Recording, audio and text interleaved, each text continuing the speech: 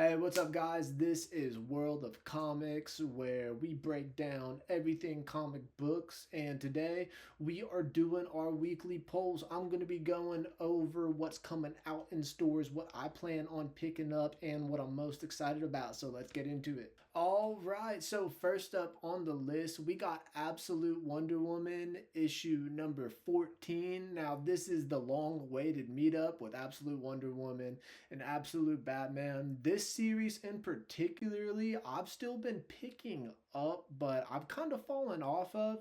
I was super into it, but just got kind of sidetracked with some other stuff I've been reading. I really haven't read anything of the most recent arc, so I'm super pumped to get back into this one. I'm probably just going to read ahead so I can get to that Batman meeting. I think this is like part one, and they're following it up next month with Batman 15 for part two of the meeting. So that's going to be really cool. Kelly Thompson's been killing it with Wonder Woman lately. Scott Snyder has been an absolute beast on Batman. So this is the type of shit I love to see. Super hyped, and hopefully we can start seeing some more of these characters in the Absolute Universe meetup soon.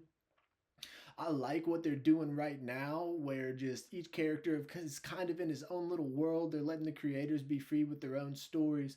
But I do think it'd be super cool if we started seeing these characters cross over and meet each other. So I'm super hyped for that. That's Absolute Wonder Woman issue number 14. Definitely picking that one up. So up next, we got Absolute Superman number 15. Writing with Jason Aaron, art by Rafah Sandoval. I think that's how you say his first name. Don't kill me, I'm not sure. But I've been loving this series so far. Definitely picking this one up Wednesday. I think what's been going on with the whole Ra's al Ghul thing has been super cool, even though I'm a little confused why they're using a Batman villain for Superman. You know, it's not like he's got the best rogues gallery, but there should be enough so that we could pull a few. I don't really know why he's fighting Ra's al Ghul. But either way, they've made it work, and it's been super fun.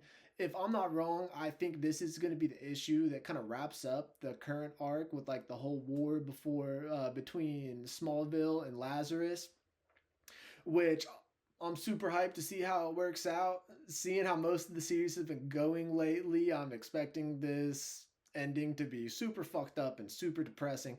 But hey, we'll see. But either way, super pumped for it. That's Absolute Superman 15, definitely picking it up. And then after that, we got Absolute Martian Manhunter issue 7, written by Dennis Camp, art by Javier Rodriguez. I absolutely love this series. They've been on break the last few months, but they're coming back with issue 7. The last arc, 1 through 6, was absolutely crazy. The art is fucking nuts.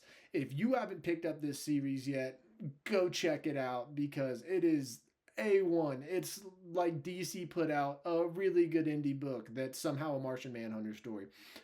That's all I'm going to say about it because I don't have much to say about it because I just like it a shit ton and that's that. But picking that one up for sure, go check it out. Absolute Martian Manhunter, issue 7.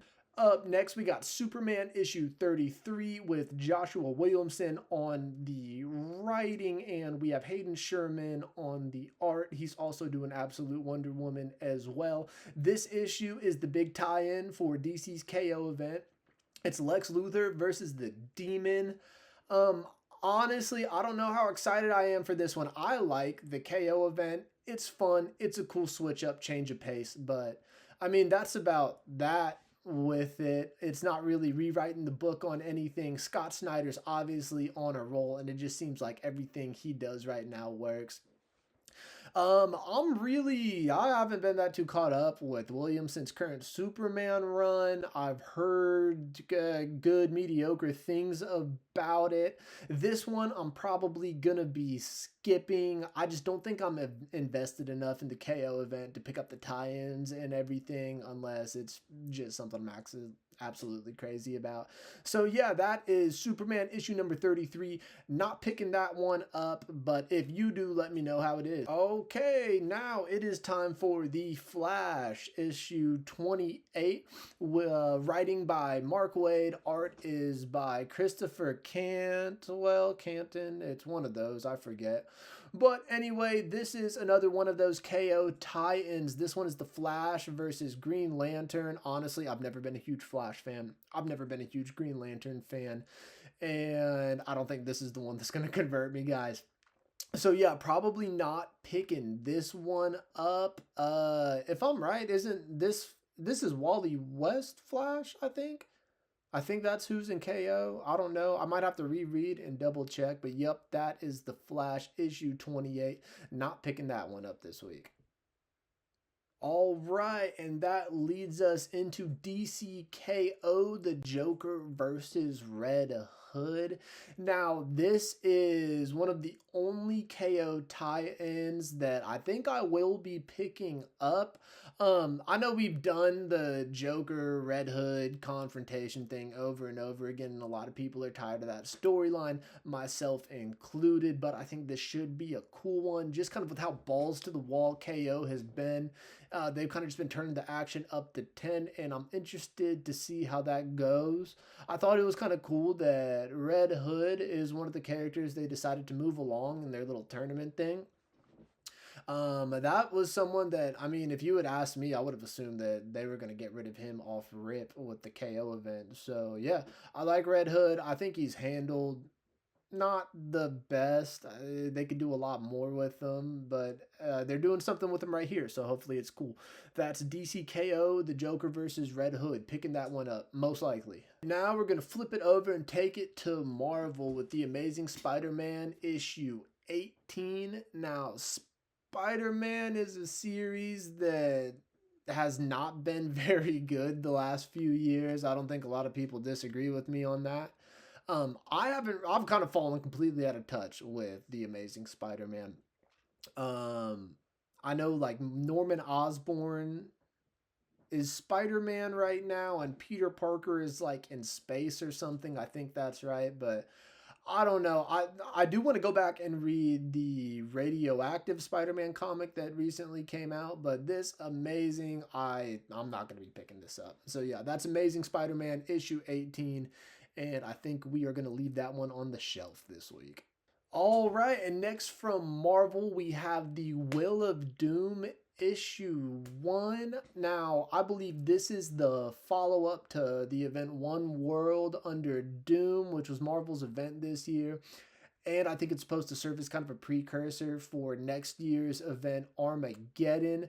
This one, I think I'm going to give a chance. I didn't read any of One World Under Doom, but I think I'm going to go back and check it out. I'd heard mostly negative things, but I don't know. I got kind of a good feeling about this Armageddon event. I like that Miles is tied to it. They finally got him remembering his life in the Ultimate Universe. And they made it seem like that's going to be uh, like a key factor in the events that play out in Armageddon. So yeah, I definitely want to check this one out. I don't know how hopeful I am of it. Like I said earlier, overall, Marvel just has not been doing it for me lately. But it looks like a new chapter is kind of starting for them. You know, they're closing out a lot of runs, starting up a lot of new ones, bringing in some new writers. So hopefully this can kind of take the cake and we can be back reading some Marvel again. But I don't know.